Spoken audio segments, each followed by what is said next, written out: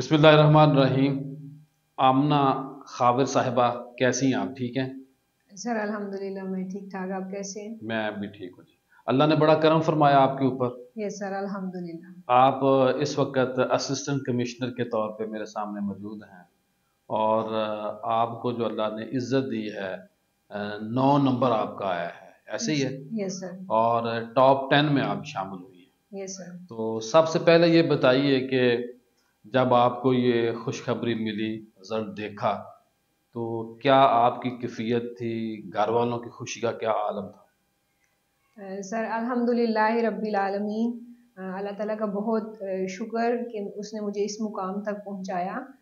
जिस दिन result announce हुआ उस टाइम मैं मोबाइल ही यूज़ कर रही थी। रिज़ल्ट के बारे में मैंने देखा और सबसे पहले मैंने शुक्राने के नवाफल अदा किए, क्योंकि मेरे नज़दीक अल्लाह ताला की ज़ात थी जो कामयाबी और नाकामी दोनों कैफियत में मेरे साथ रही। शुक्राने के नवाफल अदा करने के बाद मैंने अपने घर वालों को इन्फॉर्म किया एंड वो बहुत खुश हुए। और जिस तरह कहा जाता है कि खुशी के आंसू हैं, वो पहली दफ़ा मैंने अपने घर वालों, मैं यहाँ लाहौर में थी, वो गुजरात में थे, लेकिन मुझे रियलाइज़ हुआ कि वाकई खुशी के भी आंसू होते हैं। वो बहुत खुश हुए इस रिजल्ट को देख के अल्हम्दुलिल्लाह। माशाल्लाह। अब ये बताइए कि मैट्रिक, मिडल, आप आगे कॉलेज की तालीम कहाँ कहाँ से आपने हासिल की? किस लेवल का आपको माहौल मिला? सरकारी स्कूल था या प्राइवेट स्कूल सिस्टम था? सर मेरा ताल्लुक एक छोटे से गाँव गाँव कुलाचोर और सिटी जलालपुर जट्टा से है। मेरी थ्रू आउट एजुकेशन गवर्नमेंट की रही।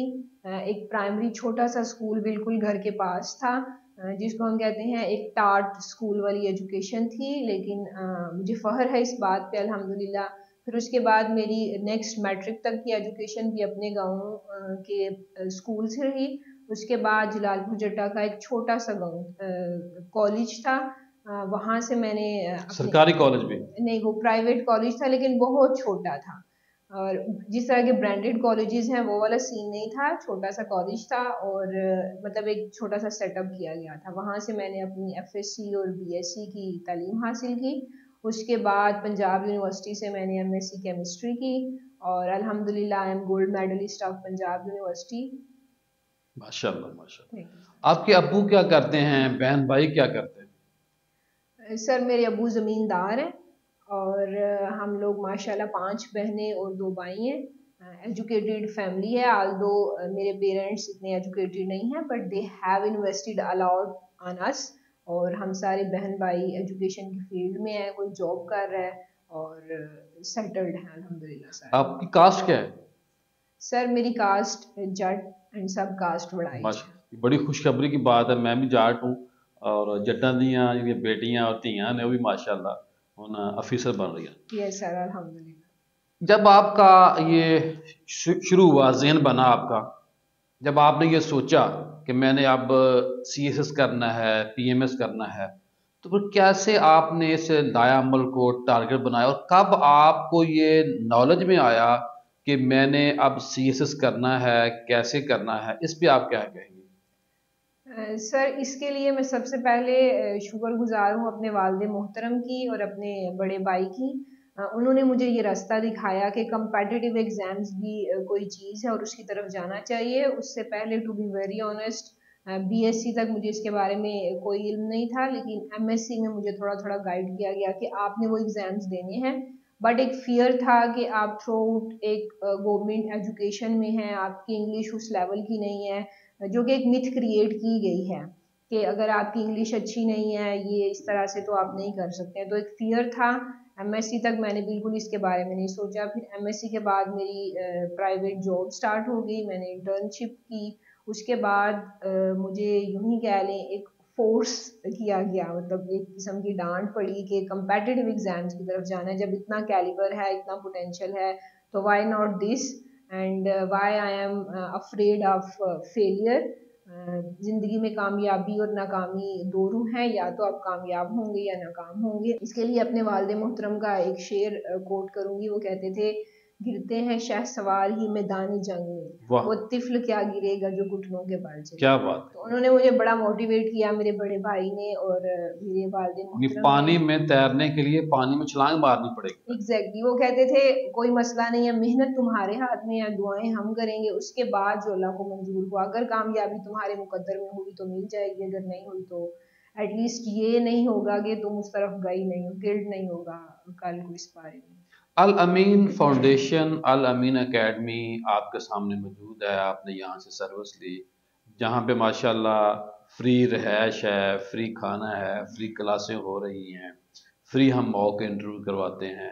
آپ کو الامین فاؤنڈیشن کا جو پروجیکٹ ہے الامین اکیڈمی یہ کیسا لگا، اور باقی اکیڈمیوں میں اور ہمارے اس ادارے کے اندر کیا فرق دیکھتی ہیں آپ؟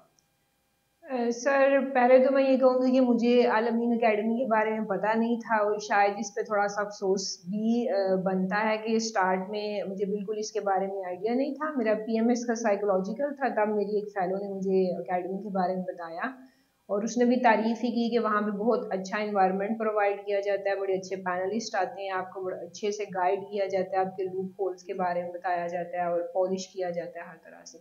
Then I came here for my PMS mock interview اور فرسٹ ٹائم گھنٹے سے سوا گھنٹہ اتنا لمبا انٹرویو میرا چلا پہلی دفعہ کسی اکیڈمی میں، اور الحمدللہ بڑا اچھا فیڈ بیک ملا، مجھے لوپ ہولز کے بارے میں بتایا گیا. دین اگین CSS کے موک انٹرویو کے لیے میں دوبارہ الامین اکیڈمی آئی.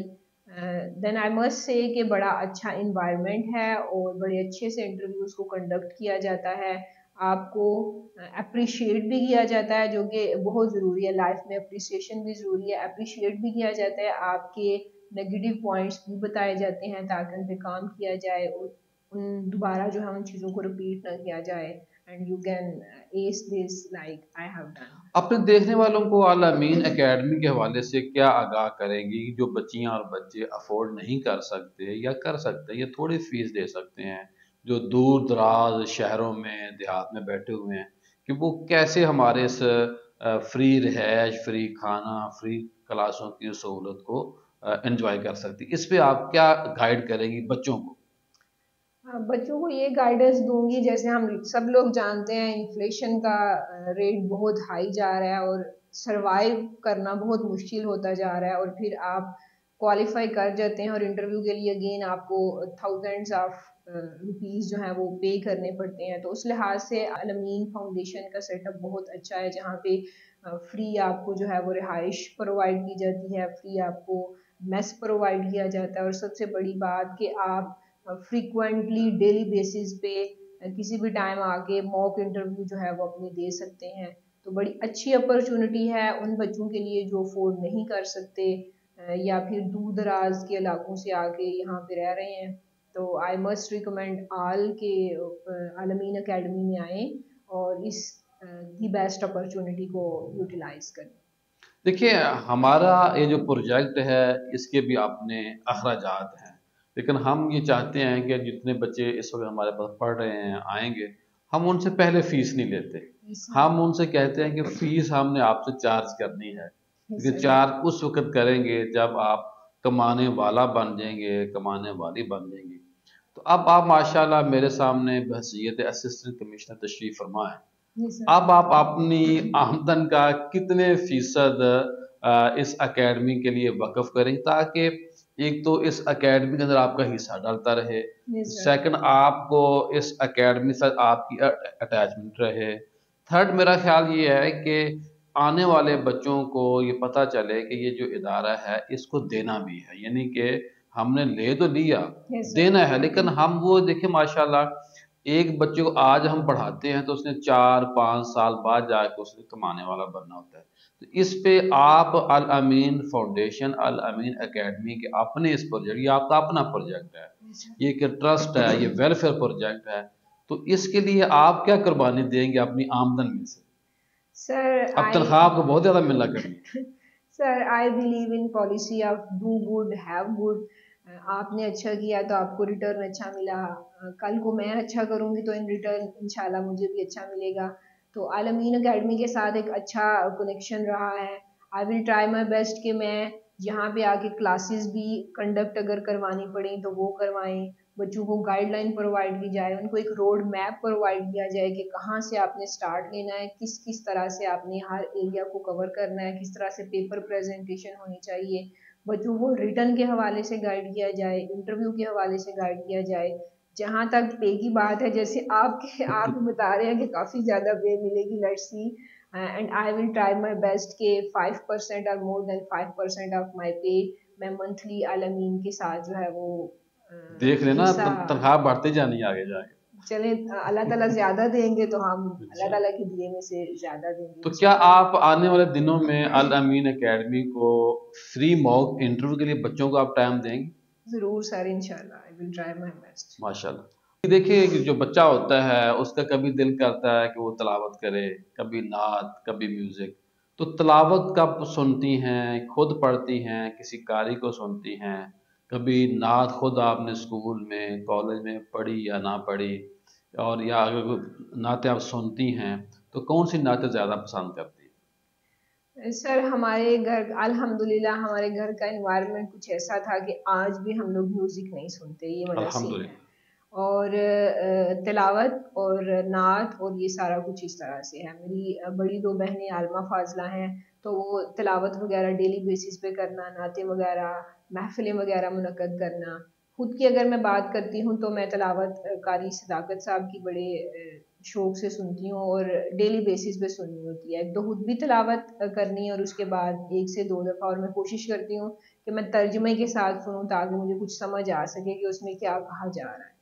نعت کے حوالے سے اگر خود کی بات کروں تو اسکول لیول یا کسی لیول پہ میں نے نعت نہیں پڑھی، کیونکہ مجھے لگتا ہے میری آواز اتنی اچھی پیاری نہیں ہے جس طرح کی نعت ہاں کی ہوتی ہے، لیکن نعتیں وغیرہ میں شوق سے سید فصیح الدین سہروردی صاحب کی سنتی ہوں۔ ماشاء اللہ. میوزک بھی کبھی سنا یا نہیں سنا؟ ویسے تو آپ نے پہلے بتا دیا ہے کہ ہمارے گھر میں آج بھی میوزک نہیں سنا جاتا. یس ویسے سر۔ کبھی کبھار بچوں کا دل کرتا ہے قوالی یا میوزک، تو کبھی کسی کو لائک کیا ہو آپ نے میوزک کے حوالے سے؟ نہیں سر، الحمدللہ اس حوالے سے نہیں، ایون آج بھی ہمارے گھر میں وہ میوزک والا سین نہیں ہے ماشاء اللہ، یہ بہت الحمدللہ۔ بڑی بات ہے، اور یہ میں اس لیے جان بوجھ کے سوال کیا ہے کہ لوگوں کو پتہ چلے کہ جو ہمارے آ رہے ہیں افیسر آ رہے ہیں، ہاں جو جی۔ ہمارے افیسر آ رہے ہیں وہ ایسے خاندان میں سے آگے آ رہے ہیں کہ جو میوزک آج بھی 2024 جو آنے والا ہے، 2023 کا جو دسمبر گزر رہا ہے، اس ترقی یافتہ دور میں میوزک کی طرف نہیں جاتے، بلکہ قرآن سے، سنت سے، حدیث سے اور نعت رسول مقبول صلی اللہ علیہ وسلم جڑے ہوئے ہیں۔ میں اب آپ سے یہ کہوں گا کہ ایک نیا جو اسٹوڈنٹ ہے، یس سر۔ نئے اسٹوڈنٹ کو دن میں کتنا پڑھنا چاہیے؟ کیا طریقہ کار اس کو اختیار کرنا چاہیے؟ 24 گھنٹے یہ 25 گھنٹے نہیں ہو سکتے، اس نے کھانا بھی ہے، پینا بھی ہے، ریسٹ بھی کرنی ہے. تو آپ کتنے گھنٹے آنے والے بچوں کو یہ گائیڈ کریں گی کہ کم از کم آپ اتنے گھنٹے اسٹڈی لازمی کریں؟ سر اس کے لیے ٹائم اسپیسیفائی کرنا ہر اسٹوڈنٹ کے لیے مشکل ہے، کیونکہ میرے نزدیک کچھ اسٹوڈنٹس انٹیلیجنٹ ہوتے ہیں اور کچھ اسٹوڈنٹ ہارڈ ورکنگ ہوتے ہیں۔ اب جو انٹیلیجنٹ ہے وہ اس چیز کو 2 گھنٹے میں 2 چیپٹرز کو کور کر لے گا، لیکن جو میری طرح انٹیلیجنٹ نہیں ہے، جس کو محنت کرنی پڑے گی، ہارڈ ورکنگ ہے۔ یہ کیوں آپ نے کہا کہ میری طرح نہیں؟ یہ اس کی کیا ریزن ہے؟ سر کچھ بچے ہوتے ہیں انٹیلیجنٹ، وہ چیز کو دیکھتے ہیں اور ان کو یاد ہو جاتی ہے، اور کچھ ہوتے ہیں ان کو ٹائم دینا پڑتا ہے، 1 دفعہ یاد نہیں ہوئی، 2 دفعہ، 3 دفعہ، 5 دفعہ، 10 دفعہ، تو یہ والا سین ہے۔ میرا کیلیبر ہارڈ ورکنگ کیٹیگری میں جو ہے وہ فال کرتا ہے، تو اس لحاظ سے ہم ہر اسٹوڈنٹ کے لیے یعنی کہ آپ جیسا کچھوے کی چال چلی ہیں ماشاءاللہ، مسلسل الحمدللہ۔ محنت کی آپ نے. ہاں جی، تو اس لحاظ سے ٹائم اسپیسیفائی نہیں کیا جا سکتا۔ کچھ بچوں کو جلدی چیزیں یاد ہو جاتی ہیں، کچھ بچوں کو ٹائم لگتا ہے، لیکن اپنا ایکسپیرینس اگر میں شیئر کروں گی، کیونکہ مجھے بالکل اس کی آئی مسٹ سے کہ ABC کے بارے میں بھی، کمپیٹیٹیو ایگزامس کے بارے میں نہیں پتا تھا، سو ان مائی فرسٹ اٹیمپٹ میں نے 12 گھنٹے بھی پڑھا ہے، ٹھیک ہے، لیکن پھر جب میری سیکنڈ اٹیمپٹ تھی، فرسٹ میں میری ایلوکیشن نہیں ہوئی، سیکنڈ اٹیمپٹ تھی، ساتھ میں میری جاب تھی، تو تب ٹائم تھوڑا کم میں دے سکی، لیکن پھر بھی I have try my best کہ میں ایٹ لیسٹ 8 آورس جو ہے وہ ڈیلی بیسس پہ اپنی اسٹڈی کو دوں، پریکٹس، ریٹن پریکٹس کے لیے اور چیزوں کو یاد کرنے کے لیے۔ پی ایم ایس کا پیپر ہو یا سی ایس کا پیپر ہو، ایک بچے کو اپنے جو ٹیسٹ ریٹن ٹیسٹ ہے اس کے اندر کتنے نمبر کم از کم لینے چاہیے، تاکہ جب فائنل انٹرویو ہو تو اس میں جو پہلے کتنے نمبر لینے چاہیے، کتنے فیصد کم از کم، اور اس کے بعد کتنے نمبر فائنل انٹرویو کے ایڈ ہو کے ایک ایلوکیشن کی طرف بچا جا سکتا ہے؟ اس پہ آپ کیا کہیں؟ سر اس کے لیے بھی کوئی باؤنڈ کرائٹیریا نہیں ہے، کیونکہ ہر سال آپ کے ریٹرن کا سکور چینج آتا ہے. کبھی کبھار وہ بہت سکورنگ ٹرینڈ رہتا ہے، آپ 700 زیادہ بچے کراس کر جاتے ہیں. کبھی کبھار جو ٹرینڈ ہے وہ 650 تک رہتا ہے، ایوریج میں بچوں کے مارکس 650 آتے ہیں. تو یہ ڈیپینڈ کرتا ہے کہ اس سال آپ کا جو سکورنگ ٹرینڈ رہا ہے وہ کس طرح سے ہے. تو کبھی زیادہ سکور آ رہا ہے، کبھی کم آ رہا ہے. اگر میں اپنی مثال دوں تو in my last attempt of P M S I got 733 marks, but still میری ایلوکیشن نہیں ہو سکی، تو اٹ مینس کہ وہ نمبر بھی تھوڑی تھی. سی ایس ایس کے پیپر بھی آپ نے دیے ہوئے ہیں ماشاءاللہ، اور ریٹرن آپ کا پاس ہے، اور فائنل انٹرویو بھی ہو چکا ہے آپ کا ماشاءاللہ. سر سی ایس ایس کی بھی میری سیکنڈ اٹمپٹ تھی. In my last attempt of 2022 I scored 662 excluding ایسے اینڈ پریسی. اوکے. انفارچونیٹلی ایسے اور پریسی دونوں جو ہیں وہ پاس نہیں ہو سکے، لیکن ان دو سبجیکٹس کو نکال کے آئی گاٹ 662. اس دفعہ بھی الحمدللہ C S S return qualify ہے، انٹرویو ہو چکا ہے، اینڈ آئی ایم پریئنگ انشاءاللہ a lot and hope for انشاءاللہ بیسٹ ایلوکیشن انشاءاللہ. ہوگی، اور آپ سی ایس پی افیسر کے طور پر انشاءاللہ آپ کی انشاءاللہ. جوائننگ ہوگی. اب یہ بتائیے کہ اب آپ افیسر ہیں سی ایس ایس میں، خدا نہ خاصا ایلوکیشن نہ بھی ہو، اسسٹنٹ کمشنر آپ بن چکی ہیں، 17 اسکیل آپ کے پاس ہے. اب آپ کا ٹریننگ شروع ہوگی، ٹریننگ کے بعد آپ نے سول سیکریٹریٹ کے ساتھ جڑ جانا ہے سال کے لیے. اس کے بعد آپ نے پھر اسسٹنٹ کمشنر بننا ہے. کسی بھی تحصیل کا آپ نے کل مالک ہونا ہے، کل اختیارات آپ کے پاس ہونے ہیں. آپ کے بڑی گاڑی ہوگی، ڈرائیور ہوگا، یعنی کہ ایک لاؤ لشکر ہوگا آگے پیچھے، پروٹوکول ہوگا، پاور ہوگی. تو میں کیا کہوں، کیا سمجھوں کہ یہ میری بہن ہے، یہ میری بیٹی ہے، یہ چینج تو نہیں ہو جائے گی؟ جو ہمارا الامین اکیڈمی کا ماٹو ہے وہ یہ ہے کہ ہم نے اس ملک کو درست کرنا ہے. تو کیا پہلے جو بیوروکریسی ہے اور جو ہمارا عام بندے کا خیال ہے بیوروکریسی کے بارے میں، اس رنگ میں رنگی تو نہیں جائیں گی آپ؟ سر اس کے لیے میں کہوں گی کہ اگر 25 سال میری مورل ٹریننگ اس طرح سے ہوئی ہے تو وہ آنے والے 1-2 سال میں آئی ڈونٹ تھنک سو کہ اس طرح سے چینج آ سکتا ہے. نو ڈاؤٹ آپ کی انوائرمنٹ آپ کو افیکٹ کرتی ہے، but it depends on you کہ آپ اپنی فیملی ویلیوز، آپ اپنی اسلامک ویلیوز کے ساتھ باؤنڈ رہتے ہیں، یا آپ خدا کو بھول کے جو ہے وہ اس اتھارٹی کو مس یوز کرنا شروع کرتے ہیں. I always believe in accountability, اور اکاؤنٹیبلٹی اسٹارٹ ہوتی ہے سیلف اکاؤنٹیبلٹی سے. اپنے آپ کو پوچھنا کہ میں نے یہ غلط کیا یا صحیح کیا، کیونکہ ایٹ دا اینڈ ہمیں مرنا ہے. We have to die and we have to be answerable to اللہ المائٹی، کہ میں نے آپ نے کچھ ماشاءاللہ. دیکھ کے آپ کو یہ عہدہ دیا تھا، آپ کو اتھارٹی دی تھی، اور آپ نے اس کو کس طرح سے جو ہے مس وہ یوز کیوں کیا؟ مس یوز کیا. اور عہدہ بھی میرا خیال ایک آزمائش ہوتی ہے. ایگزیکٹلی وہ کہتے ہیں نا، کبھی خدا دے کے آزماتا ہے تو کبھی لے کے آزماتا ہے، تو شاید یہ دے کے آزمانے والی بات ہے. And I will try my best کہ میں اپنی مورل ویلیوز، اپنی اسلامک ویلیوز، قرآن سنت، اس سے ریلیٹڈ ہر چیز کو سامنے رکھتے ہوئے اپنی اس اتھارٹی کو جو ہے وہ پراپر وے میں یوز کر سکوں انشاءاللہ. مجھے آپ کے خیالات سن کے بڑی خوشی ہوئی ہے، اور ہمیں امید ہے انشاءاللہ آپ ملک و ملت کے لیے مفید ثابت ہوں.